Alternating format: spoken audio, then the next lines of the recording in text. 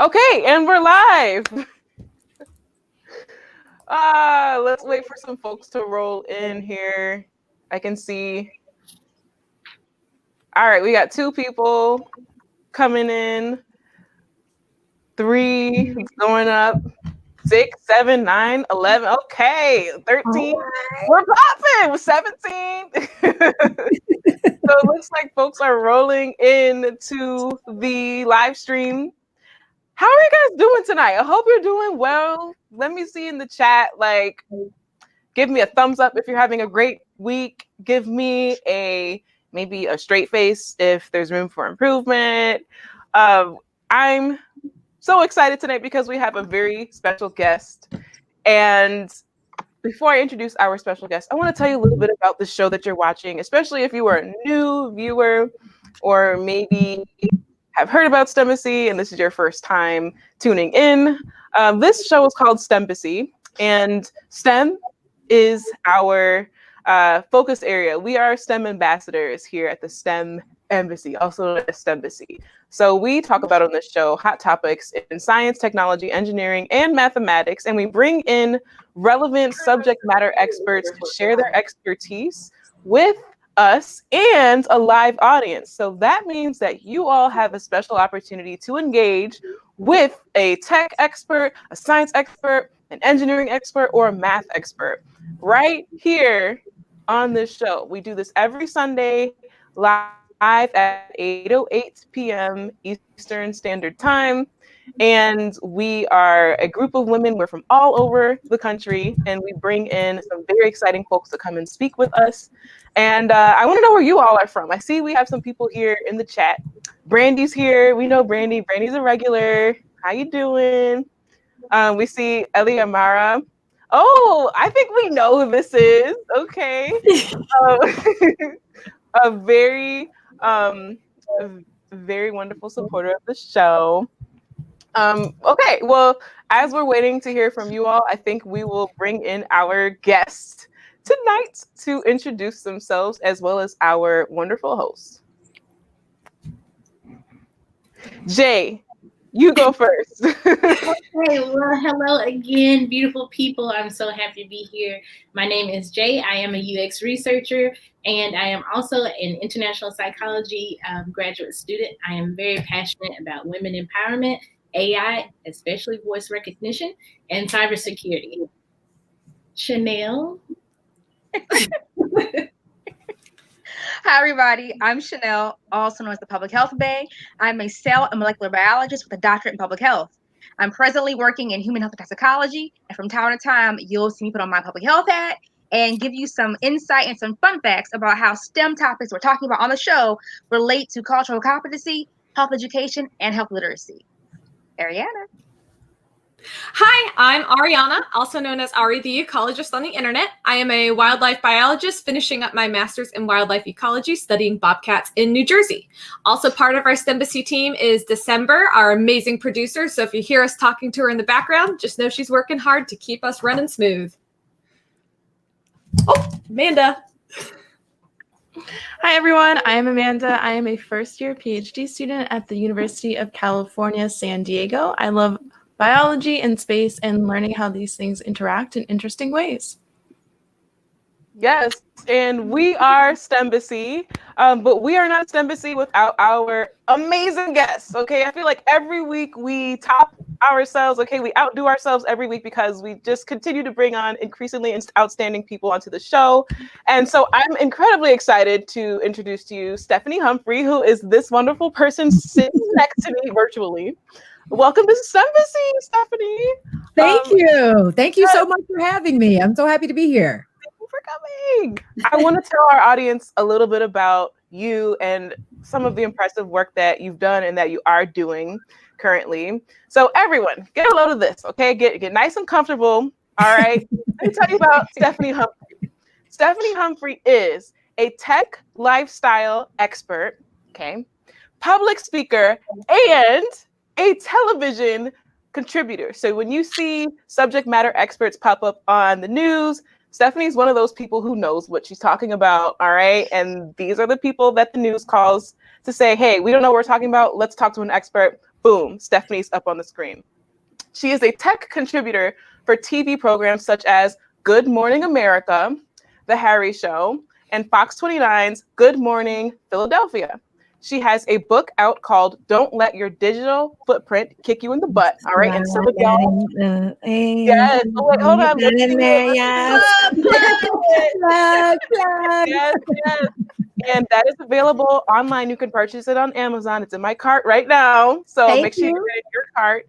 And I know a lot of y'all need to read that book, and we're going to talk about it today.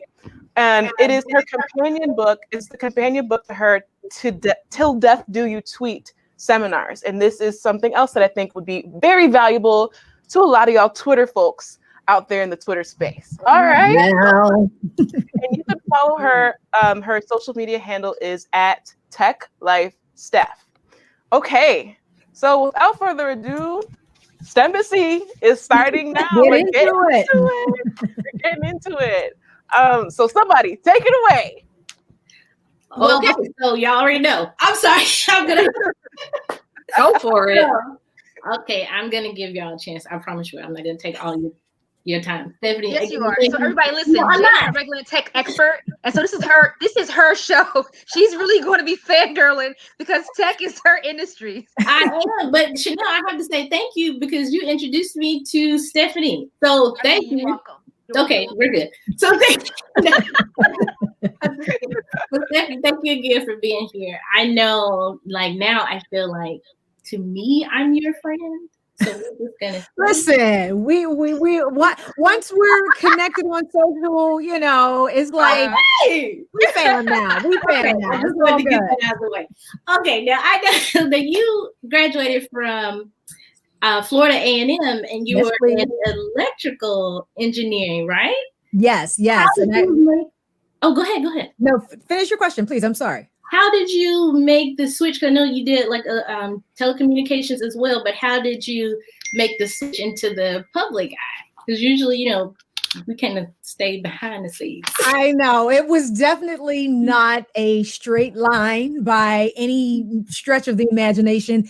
And it actually wasn't even my goal or desire or career path. Like it wasn't anything I had actually considered doing before it happened. I am a person of faith, so I like to say that this is where God led me, and I was being obedient in following his direction and doing what I thought I was supposed to be doing, what I thought he wanted me to do. But yeah, I graduated from Florida A&M undergrad. I went to Penn for my master's degree and was working as an engineer. I was a systems engineer for Lockheed Martin for a number of years, and just wasn't fulfilled, wasn't super hype about, 12 hours of cubicle life a day in a room with no windows and not being able to tell people what I did because of clearances and this whole thing. So, in looking for that next thing or that exit strategy, I actually tried a whole bunch of different stuff and ended up, I'll abbreviate the story as much as I can, but my exit strategy at the time was going to be fitness, actually, because I was working out a lot and I was working out in a space that really catered to Black women. And I felt like, this could be something that I could replicate across the country, around the world, and really, this is before, sisters was really doing it like that. Everybody was still talking about their edges and they didn't want to go to the gym and everything like that. So I felt like, that was right around the time, actually, I don't know if you guys remember, if you're old enough to remember, Curves. There was a franchise called Curves, a fitness franchise called Curves that was sort of nationwide, and people were buying into the franchise and everything. And I felt like I could do something like that for women of color, to come in, to feel comfortable working out, to not have to worry about their edges, to not have to worry about looking cute, and, not feel like because I'm not in shape, I can't be at the gym and things like that. So I actually got certified to teach group fitness and, was working towards my personal training certification. But at that same time, a woman I went to the gym with asked me to be in a fashion show. She was the manager of a dress barn in Philadelphia. And she's like, oh my God, look at your stomach. And, oh, Curve still exists. Look at that. And she said, if you come be in my fashion show, volunteer to be in my fashion show, you'll get a discount on whatever you want to buy that night. So that pretty much, sold it for me. I was like, well, I get to shop and I just got to walk down the runway. Okay, I'm in. But there was a woman there that, had an agency because, my friend who invited me to participate, she asked some of her regular people friends, but she also knew a woman that ran a modeling school and she brought some of her models in. So she and I got to talking afterwards and she's like, oh my God, do you model full time? You were great. I was like, no. Like, what are you talking about? I'm not 6 feet tall. I'm not size 0. I'm not, blah, blah, blah.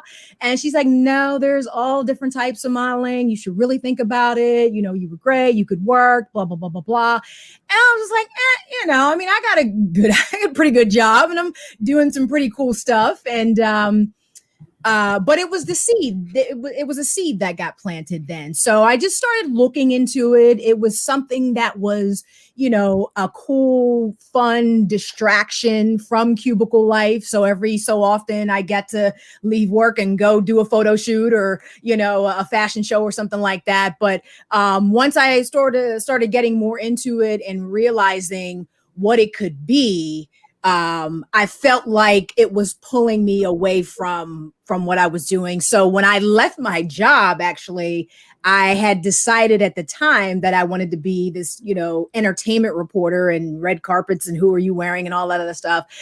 So that was where I was sort of focusing my efforts. I was doing a lot of random stuff kind of in the entertainment industry, acting, modeling, hosting, reporting traffic, doing a little bit of everything. And then a little bit later on, Tech Life Steph was born. That's amazing. You know what? We talk, thank you for sharing that, but we talk a lot on STEMbassy about how your STEM path is not always linear. That's right. Usually you're doing something else with something else and then something to supplement that something else. Yeah. But throughout all of these wonderful and amazing experiences, because you mentioned that a seed was sown. What seed was it that was sown that made you think, okay, now I need to switch towards security? Like what was it for you that made you say, okay, well, I need to start teaching people, like making tech for people? Right. So Tech Life Steph was born probably 5 years after I left my job as an engineer. I had a meeting with a mentor because I was still, sort of focused on this whole entertainment path. And I had a meeting with a executive at Comcast, and I was going to go in there and dazzle him with my beauty and my charm and, everything else. And he was going to put me on television. And he looked at me and, I went in, I used to be an engineer. Now I do this and blah, blah. And he's like, his face just, I will never forget it. And we're still in touch to this day. It's so funny because literally he is the reason Tech Life Stuff exists. And, I'm in their hair and makeup. I had a wig on. It was a whole thing. It was a whole vibe. And he's like, what are you doing? And I'm like, what do you mean? As my bottom lip starts quivering and I'm literally trying not to cry at this point. And he's like, you came in here and you mentioned that you used to be an engineer in passing. He said, why aren't you using that? And I'm like, oh, why aren't I using that? And I kid you not, in his office, it was January of 2011. I sat there when he said that and I was like, I could be a Tech Life expert. And that was it. That was it. That was literally it. So everything I've done since that point, since January of 2011, has been in service of using the media, whatever media platform I can get, to help people understand technology. And when I came up with the idea of Tech Life Steph and Tech Life Expert, everybody's like, oh my God, what's the Tech Life Expert? I was like, it's somebody who shows people how technology makes their lives easier. That's my elevator pitch. That's all I do. And I do it across as many platforms as I'm blessed to be on. Yeah. That's so awesome. Go ahead, because y'all know I'll just So I have a question, because you mentioned you started in 2011. A lot has changed in social media platforms since Oh my gosh. 2011. Yes. So I'm thinking like the rise and fall of like Twitter came up, Snapchat, all this stuff. Like, what have you seen? Like, what do you think the trajectory is towards like how technology is integrating with our life and how that is happening at such a fast pace now? Right. I think one of the main things we're going to see, I'm a big fan of Angela Benton, who I'm sure you guys are all familiar with her. She's a startup, founder. She did the CNN special a few years back where she had an accelerator, and she right now is running a company called STEMlytics, which is figuring out how to get people paid for their data. And I think that's where we're going, is like people are really going, like, there's only so much government is going to be able to do to regulate how data gets manipulated by these platforms. So at some point, the people are going to rise up and say, if you're doing all this and making these billions and billions of dollars with my data, then I need to get something out of it as well. So I definitely see that model, being replicated across the board and making it so that people can start getting paid for their data. Is that in place anywhere right now? Yes, it's STEMlytics is a company. It's a thing. I actually invested in it myself, and the app, I think it's an app called Culture without the UCLTRE. That's where you go and you can like input all of your, usernames and different stuff across multiple platforms, like not just social, but like Netflix and other platforms. And they are actually paying out people for their data. So yeah. Wow. That's super cool. That's really So cool. I definitely see that as being the direction that we're headed in as far as social platforms is going, where people will get compensated for their data. Wow. While kind of based snowballing off of Amanda's question, because she mentioned that it started as far back as 2011. How do you think that generations are interacting with technology differently? And do you communicate how technology can help people based off of what generation they're coming from? To the second answer, yes. I do try to tailor my content. I mean, I don't necessarily limit any particular demographic, but I do try to tailor my content to just those everyday questions. I honestly, I go by myself. If it was a question that I had, I figure somebody else probably like, I wish there was an easier way to put this into and you research and you're like, oh, there is an easier way. Let me tell everybody else about this easy way, So I kind of just try to hit on those pain points that most people would probably have if that was their issue. I think, as far as different generations and things like that, I think, younger people are more likely to go out and search for an answer themselves and try to fix it and work through the problem. But I try to, again, appeal to as broad a spectrum of the consumer technology pie as possible.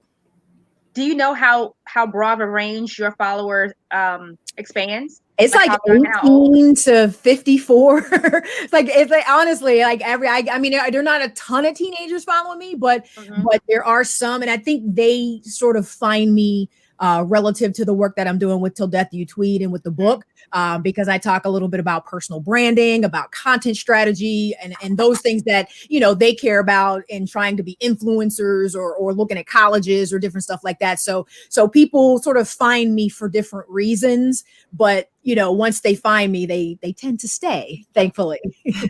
Stephanie, I have a question for you. I just want to get a couple. I'm sorry, what were you saying, Raven? No, you go ahead. After that, I'm going to ask. Raven had a question. Okay. I wanted to, without giving too much of the contents away, can you kind of just give a brief synopsis for anyone who was interested in buying the book, what they can expect to get, or the hints they'll be seeing how to tackle from your book? Sure. It is a Don't Let Your Digital Footprint Kick You in the Butt is a book on how to become a better digital citizen. That is my sole purpose in Till Death Do You Tweet and in the book is helping people become better digital citizens through responsible social media use. So you'll get an idea of what that means, what it means to have a brand online, how that gets manifested in different ways, what can happen if you're not managing it properly, what can happen if you do, a little LinkedIn thrown in there for good measure, and just sort of an overall view. I don't even want to say 10,000 foot view because we get a little bit into the weeds there, but just a nice overview of how you can bring all of the things you do electronically together in an effective way.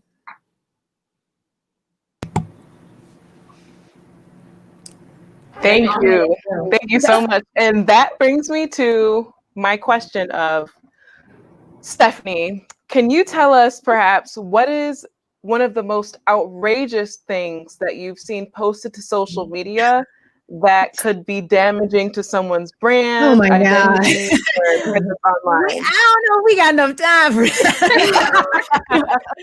I think we have all seen. Look, do we need to come closer to the screen? Do we need to come closer? It's about to be tea. What's happening? I mean, we have all seen some really, really egregious things happening on the internet. The internet has no chill.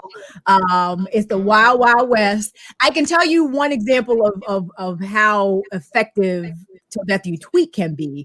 I was at a school, and when I get finished with that presentation, all the kids, they come down and, oh, can you look at my Instagram? Is it okay? Can you check? So I'm doing spot audits and things like that. And one of the students DM'd me afterwards, and she's like, oh, can you help me? And I went back to her profile, and her profile picture was just a picture of her butt, basically.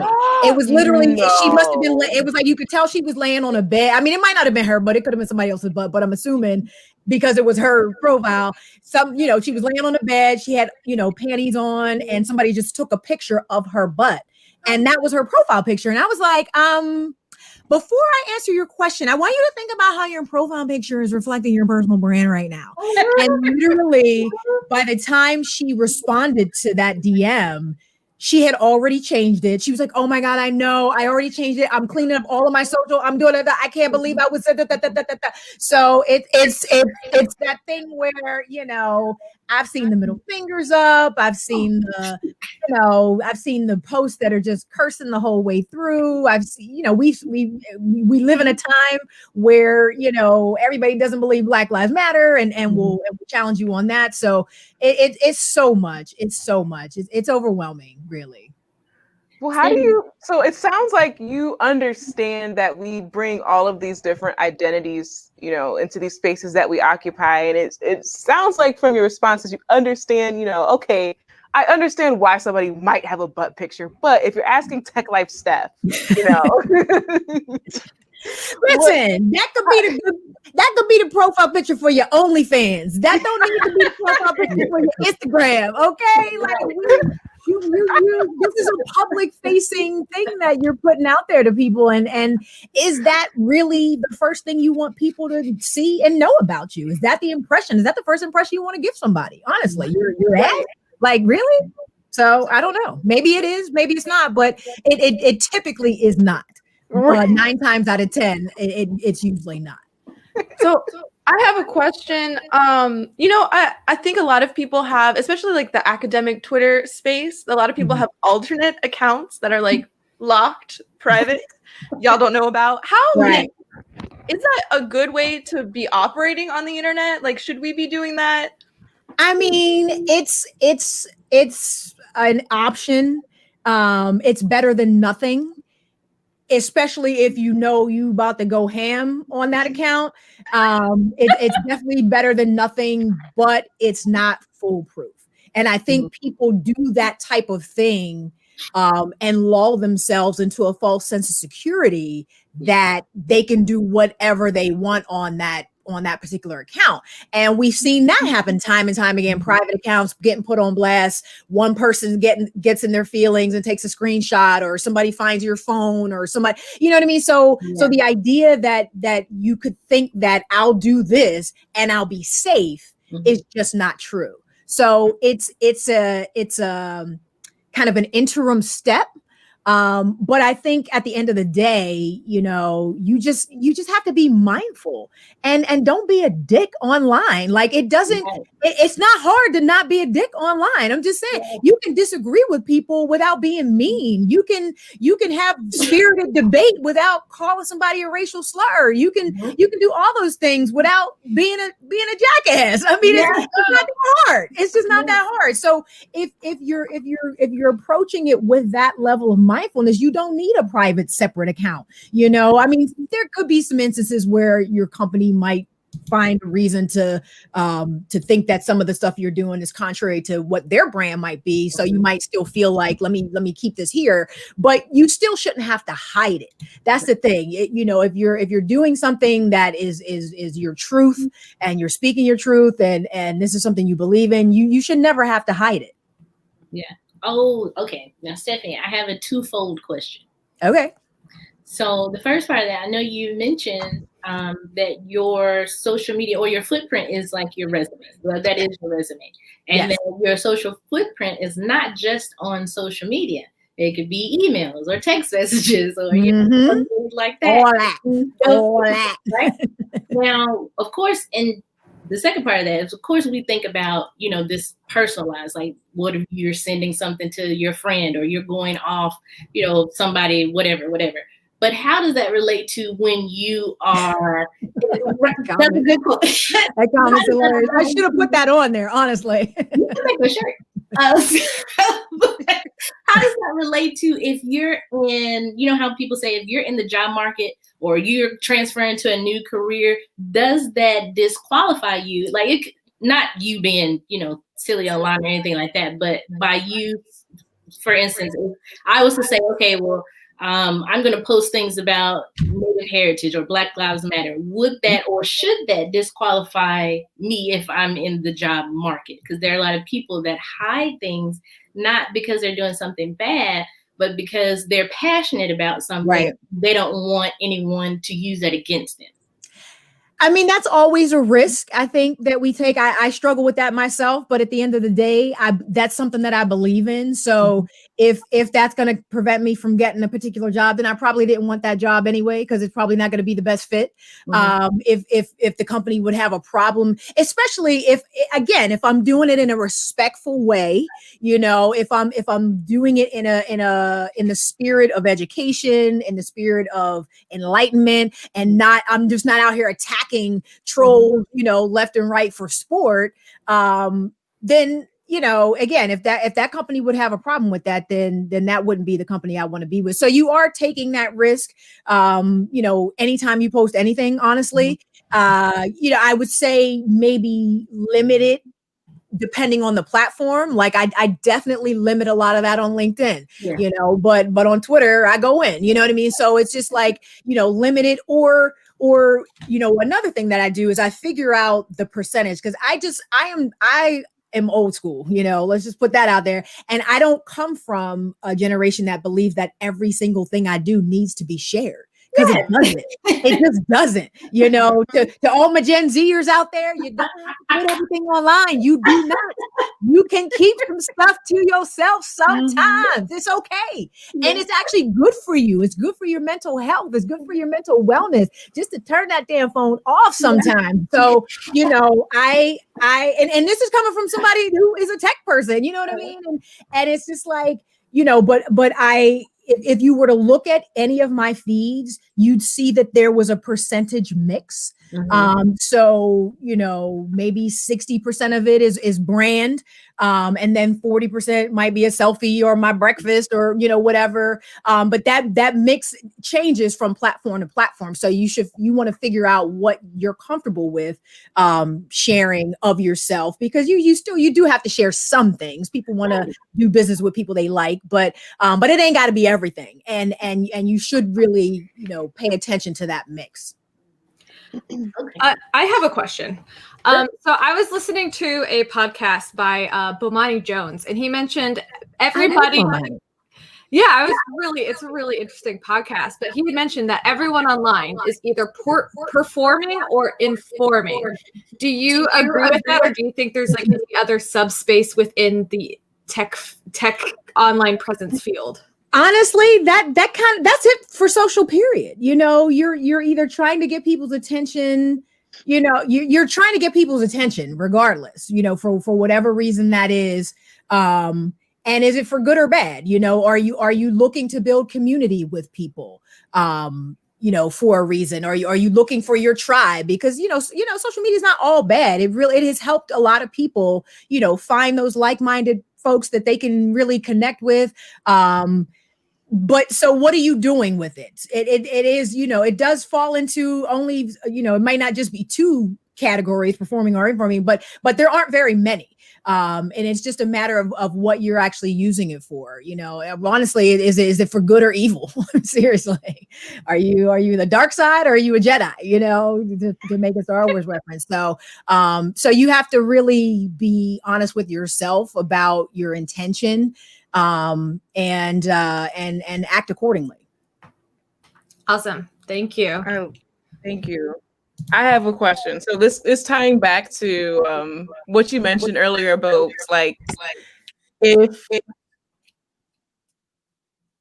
if somebody is like missing out on an opportunity that maybe they didn't get because of their presence online on social media, maybe that wasn't a place that they wanted to work at. So with that being said, do you feel like let me just preface this by saying I am very much a champion of everybody should be their unapologetic selves in any space that they occupy. That's just my thing. Okay. Right. I think all of us can relate. And I really feel like as Black women, we very much have negotiated a lot about ourselves to exist in certain spaces. And that is traumatic. That is confirmed in decades of research documenting Black women's experiences in the workplace and beyond. It's demonstrated that we experience trauma when we negotiate our identities, which just to exist in these spaces, when we try to assimilate. So, in my circles, I often encourage my friends who are Black women, to just kind of stop doing that, because it can be harmful, when we try to do that too hard. And I get a lot of hesitation. Like, what do you mean? Like, you mean I can be myself online? What are companies going to think about me if I am, showing my Blackness, and if I am, expressing that I'm proud to be Black, and using AAVE, and not like whitewashing my language to exist online, and what are people going to think about that? And I personally, and you can tell me if you agree with this or not, but I feel like there's a greater meaning to us breaking down these walls and existing as ourselves online, because then that will become the new norm, right? The norm will no longer be like, okay, I have to be a whole other person when I exist in this space. The norm will now be that we can come as we are and be accepted as we are, because we're not going to accept anything less. So I personally, people come to me for like tech advice, even though I'm not a tech expert. Usually the question is like what Amanda asked, should I have a second account, or not should I have a second account, but like related to Amanda's question of second accounts, like, should I have an account, where I am my Black self, right? And then should I have an account where it's my alternate account, but I'm just talking about academics? And I'm like, you should have both, because you're a Black academic, right? You're not, you shouldn't have to compartmentalize who you are and literally have two actual accounts online for one person, right? Because you are all of these things. Exactly. So how do you feel about that, Stephanie? Like, do you see a greater implication for our online presence beyond simply just being online?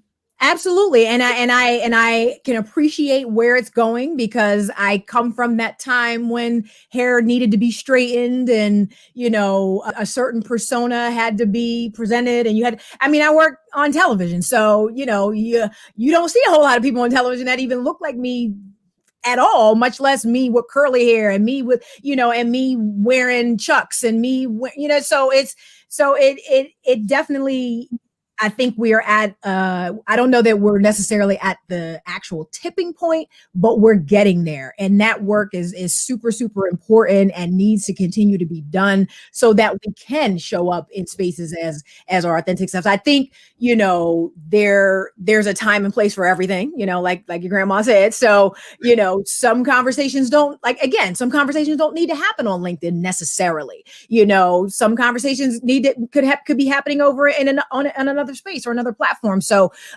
you know, I think you can be mindful of appropriateness when you're, you know, responding to people and when you're interacting with people, even online. I think there's always a way to be appropriate, but still be yourself and be true to who you are. You know, I think there's a way to acknowledge the fact that other people, or there may be other people that, you know, that aren't used to this. I mean, we have 400 years of white folks thinking of us a certain way, and, you know, no disrespect to white folks, but the image that they had of Black people was the one that we put on and presented to them.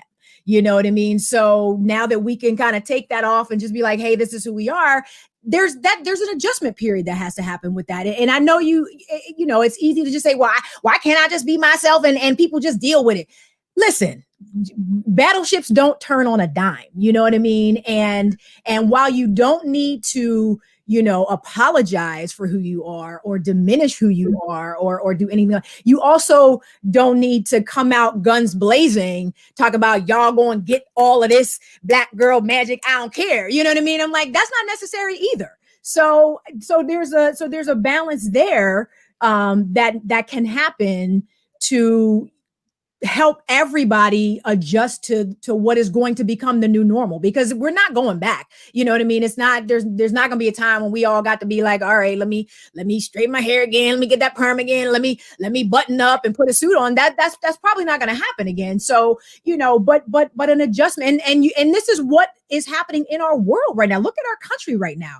That's exactly what's happening, is that adjustment. Change is hard for people. And sometimes people act out in unfortunate and negative ways, like we're seeing, you know, all across the country. But on the other side of this is where, you know, we'll all be better for it. So, you know, that goes for individuals as well. You know, change is difficult for everybody. So you don't need to run out there and just, you know, be in everybody's face and I'm Black, y'all, you know, shout out to CB4. People know you're Black. Nobody's not going to know you're Black. You know what I'm saying? So it's just a matter of, you know, when you have, you know, when you can show up as yourself, do that. When you may need to explain something to somebody, don't be offended by that. You know, if they're asking with sincere intention, explain with sincere intention. You know what I'm saying? So it's just let's all do our part to make this transition, you know, as easy as, but it's not going to be easy at all, but we can all do our part to make it easier on each other. Very wise words from Stephanie Humphrey. This is amazing. Wow. I wake up to that song, by the way. What's that? I'm so serious. Like my kids do too. Jay, why? Look, it's a thing. I'm sorry. Listen. Look, in this house, you will abide by. You know. Anyway, That's the national anthem. Look, my kids have more confidence, and I think because we're in this age of adjustment, and because we're in this age of knowledge, the stuff that was kind of hidden, because I grew up in the South, and there's some things that you have to push aside just so you can thrive through school, work, career, whatever. Right. So now I get to teach them differently. So they're just look, they're happy to be brown. But anyway, next subject. It's a beautiful thing. It's a beautiful thing. It is. It really is. They're free.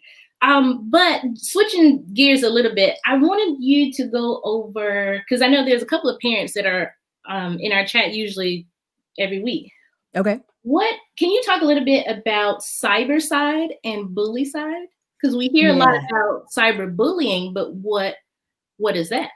So cyberside or bully side is suicide committed as a result of cyberbullying.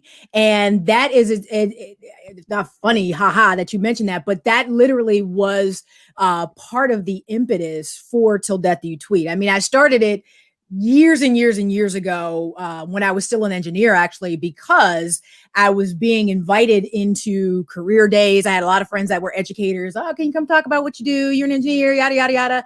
However, I was working for Lockheed Martin, so I wasn't really at liberty to talk about the actual work. And so the conversation was really, really boring when you're like, I do performance analysis and requirements verification. And that's all I can tell you.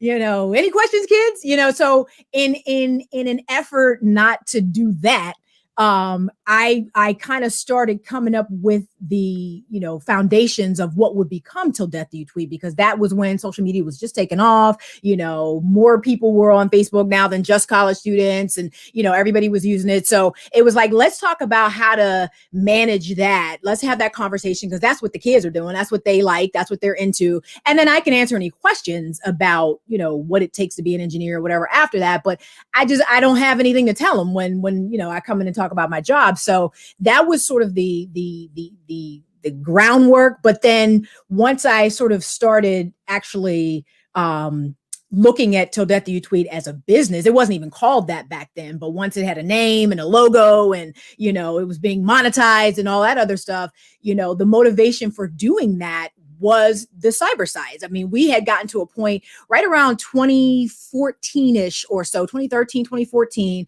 where it was almost epidemic, you know, as far as kids killing themselves over social media. And I can remember specifically, there was a platform, I believe it still exists, but I don't think it's super popular, but there was a platform called ask.fm, ASK.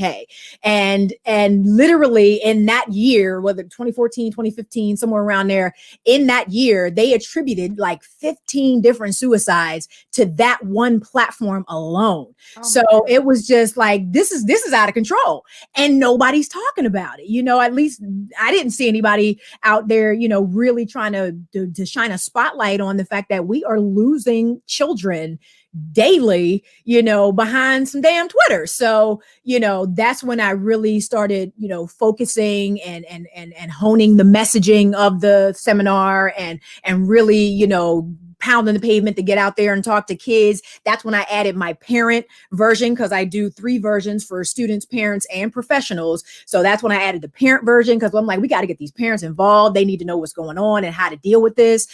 So yeah, it's you know, I think the numbers have gone down somewhat, but it's still happening. You know, as frequently as last August, there was a young man. I show videos in my presentation, and I have a news clip of one particular young man who killed himself last November, you know, behind the same thing. So it hasn't gone away, you know, unfortunately. And I would have to think, if I had to guess, that now during this time of pandemic, when we're all at home and we're spending even more time online and got too much free time on our hands, you know, we may see those numbers go up, unfortunately. So, okay, that's alarming, because, you know, even now everybody's at home. When it comes to, you know, cyber side and bully side, you do think about the teens, you think about the children, but, you know, what about the adults and the professionals? Like that is also a big deal as well. So if there's an adult that does something online, I know you mentioned, and I don't know if it was in the new book or not, but I know you mentioned there's a way that you can come back from the things that you have put out digitally. Can you explain a little bit about that? So I encourage people to take advantage of SEO. SEO is search engine optimization. It's the alchemy. I call it alchemy. They call it algorithms, but I'm like, it's alchemy. It's magic behind, you know, what comes up in what order when you Google something. And, you know, while I will caveat all of this by saying you're never going to truly delete or get rid of anything. So, you know, banish that thought. But what you can do is bury it. as far down as you can, so that most people won't see it or won't ever come across it. So basically, just to take advantage of SEO is to put content out there on platforms that have good SEO, so LinkedIn has amazing SEO. All the social media platforms have amazing SEO. If you have a profile on those platforms, that's coming up first. If you have your own website, GoDaddy and Bluehost, they have great SEO. If you write for Medium, or if you have an about.me page, or if you have a YouTube channel, or any of these assets, create the SEO that bubbles the good stuff to the top. So that's what you want to do. If you've done something, that you would rather, the internet not remember, you can delete it, obviously. Again, that is not necessarily a guarantee that somebody won't be able to still recover that information, but it's a start and it does help. You can delete it, but you can also start populating all of your different feeds with better content that better reflects your personal brand, so that when somebody does search for you, they'll see that before they'll see, something else. And they may never see that because, it's down on page 15 of a Google search. I don't know if anybody take advantage of SEO. That's a good tip, because I don't know if anybody goes past the third page. No, they studied it. 98.7% of people do not look past the first page of a Google search result. Wow. And of that 98.7, half of them don't even go past the first 3 search results. So if you can get it onto page 6, you've effectively buried it. Like I said, I'm one of the geeks that'll keep clicking just because I want to see, you know what I mean? But most people, almost 99% of people will not look past that first page. So if you can get it off that first page, you are going a long way to sort of repolishing your digital footprint. Okay, so that goes for our audience. If you have any shots that you took with people in college, or you tried anything, if somebody took a picture, please now work on your brand, please. The public service announcement. I have just like a quick follow-up. So you said most people don't look past the first page. Well, they're not going to have, they don't have time. Are they? HR is going through 10,000 resumes. They're trying to get the scan, the computer scan to pick the ones, and then they still have to manually. So yeah, they don't have a ton of time to do that. They will most likely, if they feel they need to Google you at all, they will probably take whatever's on that first page. And if your profiles are public, they'll probably take a look at them. Let me look at her Facebook page real quick. So, but yeah, they're not going to have time to be clicking through to page 12 on every candidate that they're looking at. It's just too many. They're just inundated with too many resumes and candidates to do that. So again, if you can get it off that first page, even like I said, to get it to page 5, then I think you're good. You wanted life. But again, it's always searchable and recoverable. The Wayback Machine exists.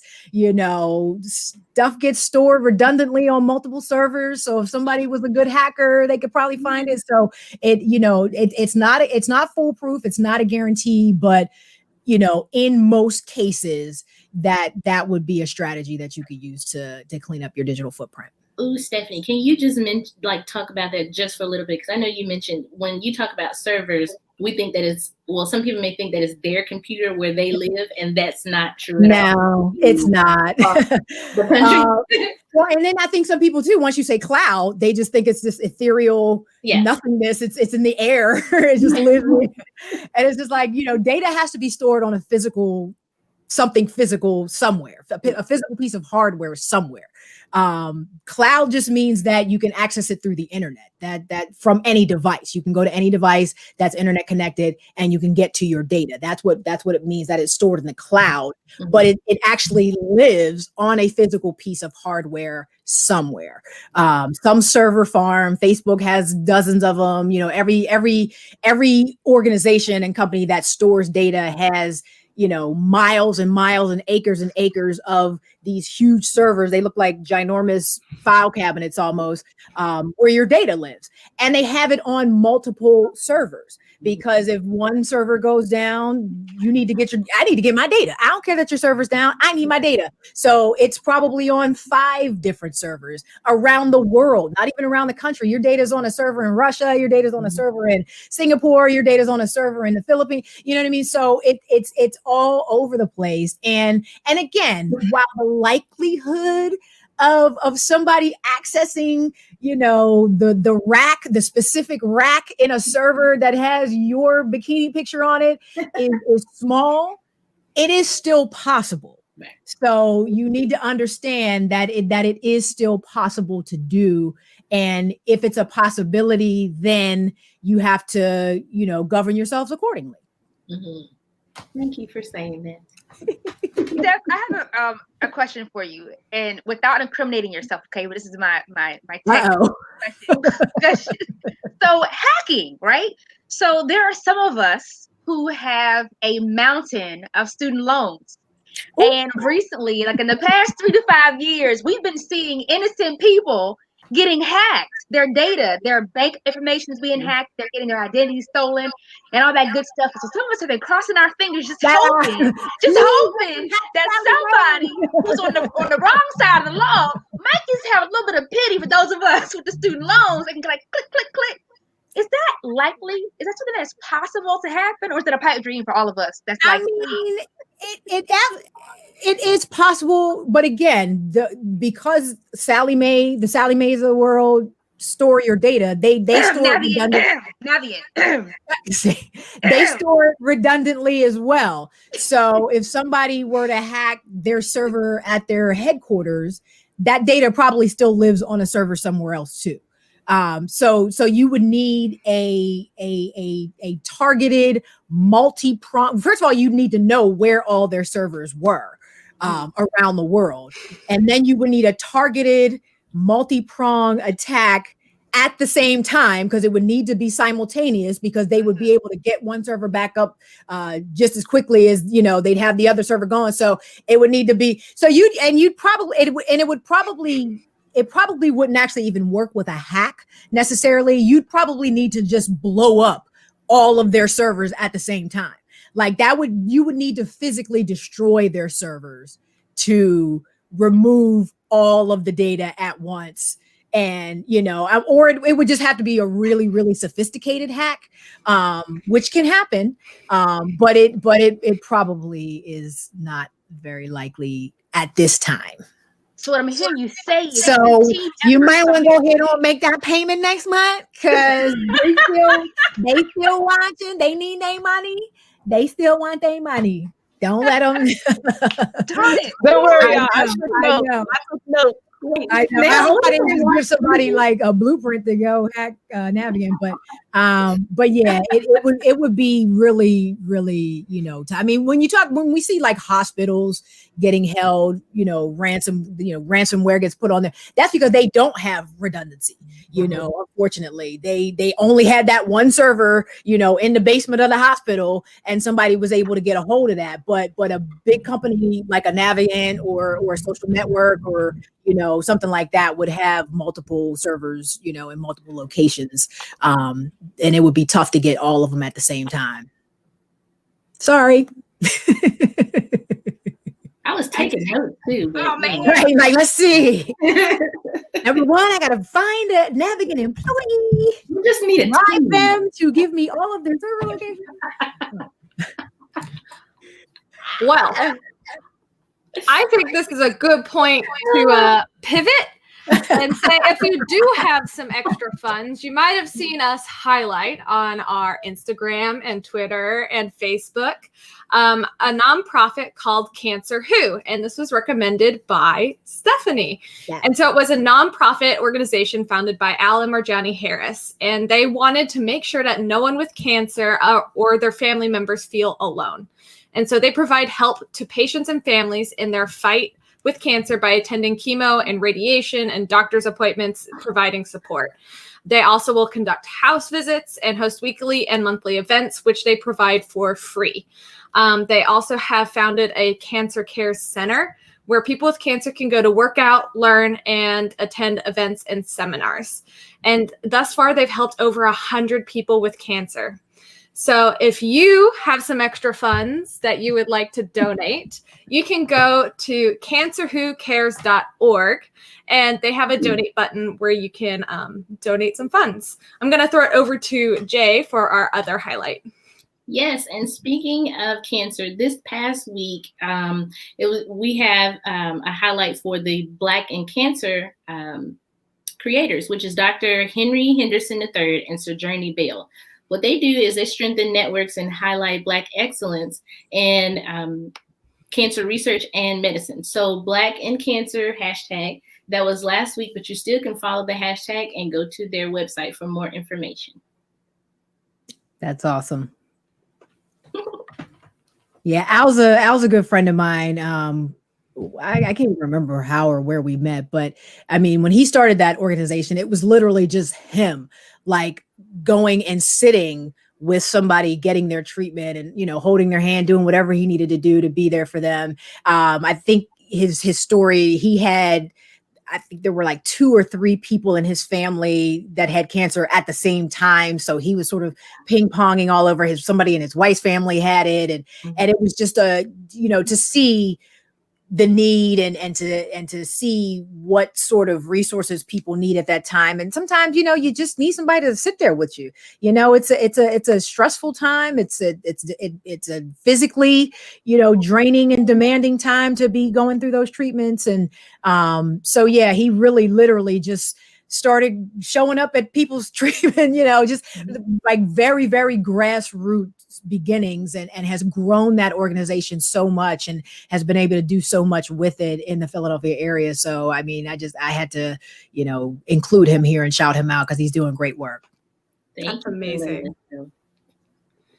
Well, should we pass it on while we're talking about health to Chanel for Public Health Hat? Yeah.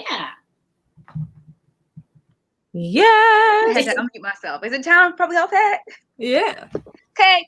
Public Health Hat. It's time for the Public Health Hat. It's time for the Public Health Hat. Oh, come on. All right. So last week we talked about the flu vaccine, right? And the common cold and coronavirus and whatnot. So this week we're talking about still kind of cold and flu symptoms, but dairy. So a lot of people think that consuming dairy while you're sick with a respiratory issue or a rhinovirus can actually increase phlegm or mucus in the body. Well, that's not true, my friends, because a 1990 study that studied the relationship between milk intake and mucus production actually showed that there's no statistically significant difference in consuming milk and production of phlegm. All right, so now what they did find was that some people who did intake milk or dairy products while they were sick did have an increased irritation in their throat, and it also increased coughing. So they were coughing up more of their phlegm, but they weren't producing more of their phlegm. So that's your fun fact about dairy and having a cold. Now, another fun fact. If you have a sore throat, eating a cold dairy product can actually help soothe it a little bit if it's hurting or burning or itchy. But you also have to take in consideration that if you don't really want to cough up a whole lot of excess, then staying away from dairy might be a good idea for you. But Public Health Hat for the week. Man. Yes. Thank you, Chanel. I learned something new too. I totally thought that it increased production, but it doesn't. It just makes it worse as far as coughing it up. Listen, I wish my grandma was still alive. Like, look, listen, I hope my mom's still in the chat. Are you there, Mom? I want you to absorb that. Yeah. I knew I could have had ice cream. Dang. And actually, I'm going to send this to Raven if she wants to link the study. It's a PubMed study, so it's official. Okay, I'm putting it in the chat. Okay, y'all know we find us in here. We got citation. Exactly. Yes. Peer review. Right. It's All peer facts. review. All facts, please. Yes. All facts. Okay. That is It's peer so reviewed science. interesting. Chanel, I needed you about 10 years ago when I was younger. Anyway, Stephanie, so one last question for you, and this one's a fun question. What is your favorite piece of tech, or what are your favorite apps? It's funny. I get asked this question a lot, so I should have like an answer ready to go. But I mean, I think I'm gonna have to give it up to my smartphone because that's my most ubiquitous piece of tech. It's always with me. It's always on me. It's always near. You know, I use it for everything. The iPhone, right? Yeah. Okay. Yeah, this is the 11 Pro. So yeah, I gotta give it up to Spark just because of it's an amazing piece of technology as well. Like the things you can do with it and the way it's evolved, you know, in a very, very short amount of time. And the idea that this could become a source of income for people. This could become, you know, it's a way to stay connected. It has created movements. It has, you know, brought about social justice. Like this little thing has done so much outside of just being a technological marvel. Just what we've been able to accomplish with it as a society is something that continues to amaze me as well. That is so true. You're so wise. Thank you. Oh my God, thank you. Wise. I haven't been called that, but I don't know that I've been called that before, but I received that. No, you are, because I'm like the new tech person. So I get to like whenever I get to talk to somebody that's where I'm trying to go, I'm like, okay, I'm just listening. Well, see, and I'm not a 1.0 person. Surprisingly enough, like I don't want version 1.0 of anything. I don't hop on tech bandwagons. I don't have an Alexa in my home. I'm not giving all that data up to something else. That. Thank you for saying that. Too many privacy implications with that kind of thing. I don't really have very much Internet of Things, connected things in my home because security is still very, very low on most of those devices. So I'm not an early adopter. I'm not, I gotta wait and see. I gotta see. Like, let me see what this is going to be about before I can jump on a bandwagon and bring that, piece of equipment into my home. And honestly, like, does that stuff really make your life that much? Can you really not vacuum your own floor? You got to get this whole thing running around. Like it does. It becomes one of those things. I don't want to ever be that busy where, I can't vacuum my own floor or I can't, and I'm not even that big an Amazon shopper. Honestly, I don't get all my, I still buy books from Amazon and that's about it. I bought a dress here or a skirt there, but I really just I don't buy all my groceries and things like that from Amazon because I like going to the grocery store. I like getting outside and getting fresh air and doing that type of thing. So this is my Roomba go hard. That's hilarious, Raven. So I just think that, like where does that all end? Like I said, I'm old school, so I still, think that Skynet is going to come and kill us all, and if we keep letting this stuff get too crazy, so it just I take a very measured and practical approach to the technology that I allow in my home. I don't just run out and buy everything just because it's the latest and greatest, whatever. So sorry, not sorry. You guys want to hear a scary story about Alexa? See? Already. Here we go. I mean, it's just slightly creepy. I was just visiting a friend's house. They had an Alexa and we were just chatting about normal stuff, like maybe our pets. And then all of a sudden, it turns on in the background and replays our conversation. See? And we were like, what? None of us said like the word record. None of us said anything. And we were just like, that's creepy. Like, and the thing about it is Amazon probably has that conversation now too.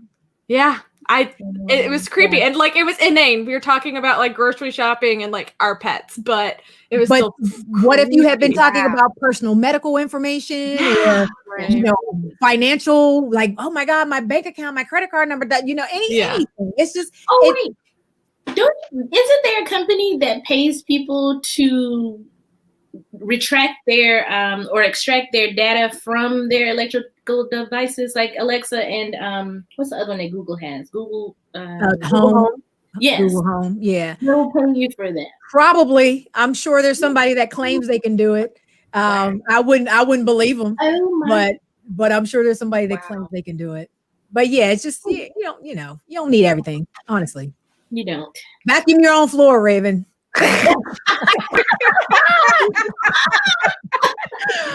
She's busy. Oh my goodness, she got a lot going on.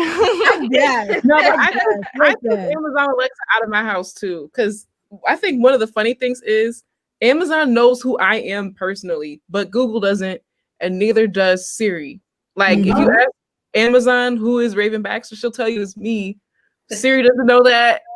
Google doesn't know that. Too much information, man. I'm like, how do you know who I am? And Google doesn't know. I ain't with it. Wow. Yeah, no, no, I won't be Alexa right out the wall. No, thank you. So, Steph, can you hold your book again? Can you just hold the cover up again for anybody who wants to buy it? Yes, please. See what it looks like. Is that available on our website too? Like you can buy it straight through you? Well, the website will take you right to the Amazon link. Okay. Yeah, I took the store down. I had a store when I was doing my pre-sales, but I don't want to fulfill orders anymore. So yeah. I was completely unprepared for what that was going to entail because I did a pre-sale and I was like, oh, you get a signed copy and free shipping. And so I had to do it through my own store. And that was a freaking nightmare. So yeah, I'll take whatever percentage Amazon wants to give me. Thanks. Awesome. Speaking of do you books, have anything you want to say? Oh, I'm sorry, Amanda. Oh, I was gonna talk about our giveaway. Ooh, yeah. Yes. So while we're talking about books, this next coming week is my birthday. On next Sunday, October 25th, we will be celebrating my Jordan year, turning 23 here on STEMbassy. And to celebrate, I wanted to do a little book giveaway. So if you want to get your hands on a copy of Hooded, A Black Girl's Guide to a PhD, listen up. Yes. So in Hooded, Dr. Malika Grayson offers an account of surviving and thriving as a doctoral candidate in STEM, which, there's a lot of us in PhD programs trying to get it through. This book is written for those who have never seen themselves represented in their chosen career. Hooded provides a practical survival strategy, mental health tips, and ideas for creating community, living and leaving a lasting legacy. And this can be your essential resource, and you don't feel quite alone. And how you can become your own unexpected hero. So our social media coordinator will be dropping how you can enter to win on our Instagram and our Twitter. Instructions are going to be there. All the little legal caveats that we have to include also there. But we'll be announcing the winner live next Sunday on STEMbassy. So be sure to tune in, and you may hear your name called. Awesome. That sounds like a book I need to pick up. Listen, you can enter to win on. I'll send it to you. I'm like, shoot, that sounds good. Oh my gosh. And I think does this conclude our evening together, ladies? Is that it? Oh my God.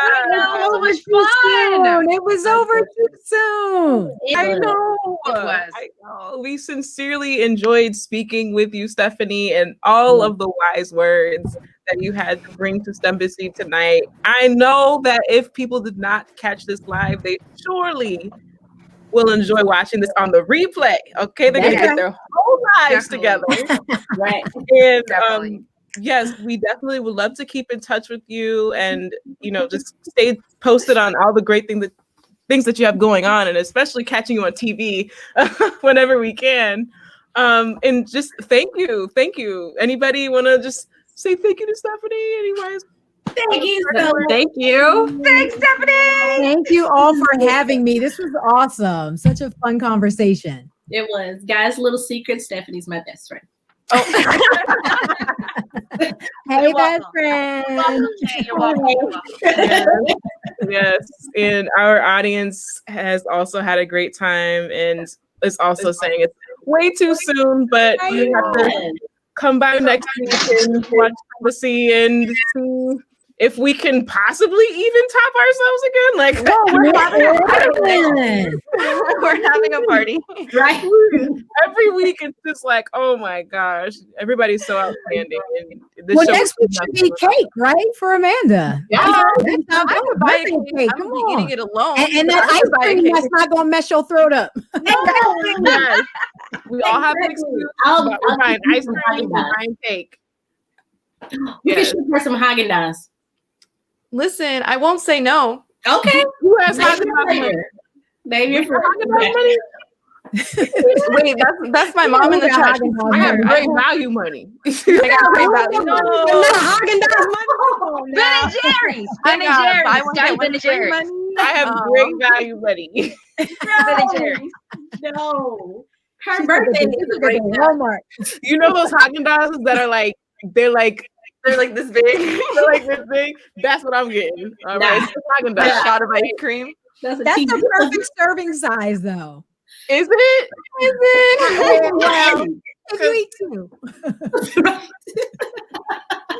Oh my gosh.